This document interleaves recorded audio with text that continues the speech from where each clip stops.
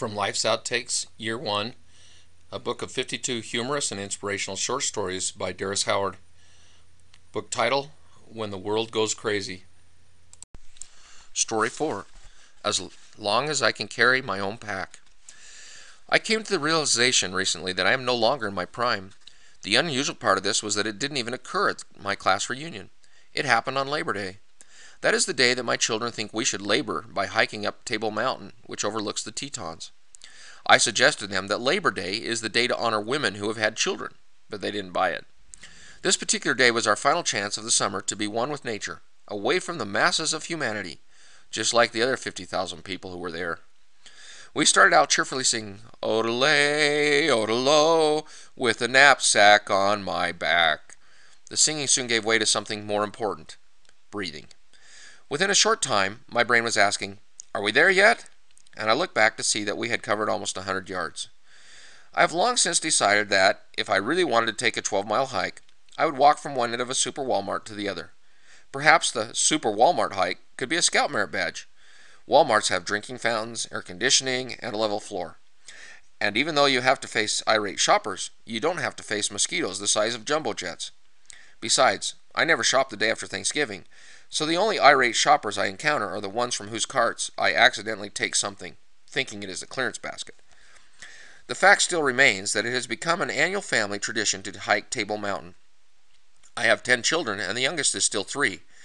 I don't take them until they are 12, so I still have at least 9 years of this insanity to endure. This dawned on me about 2 miles into the hike, when muscles, long dormant and atrophied, roared out of their slumber, attacking me. I wondered why my wife couldn't have had all 10 children at the same time and saved me this grief. Finally, reaching the last 100 yards and crawling onto the top, I looked at my feet. My blisters had blisters. In fact, I think the blisters on my feet had a 5-generation family reunion. After catching our breath, we pulled out loaves of bread and peanut butter. We had forgotten the jam. No one complained. No one cared. We were too tired to care.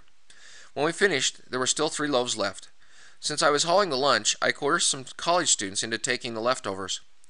A half hour after we arrived at top, my children were ready to start the trek down. My muscles had gone back to sleep, and as I stood up, they attacked me with more venom than before. I looked down from that height, realizing I had no choice this time. Turning back was not an option. That was when the over-the-hill moment hit me. My son noticed that I was walking like a duck and offered to carry my pack. When they were small, I carried their packs and almost all of the food and water. I refused his offer.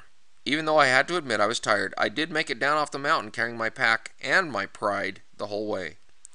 Wearily, we crawled into our van, and my children vowed they would never make that trip again. Though that was seemingly good news, my hopes didn't last long. Just like a woman in labor, who swears she will never have another baby, the memory of the pain soon passed for my children, and they are already planning next year's hike.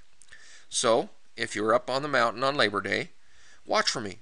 I'll be there, at least as long as I can carry my own pack. We hope you enjoyed this story from Life's Outtakes. The book with this story, along with 51 other similar stories, and many other inspirational and humorous books can be found at publishinginspiration.com, Amazon, and other book retailers. We hope you will subscribe to our channel and enjoy more humorous and inspirational short stories.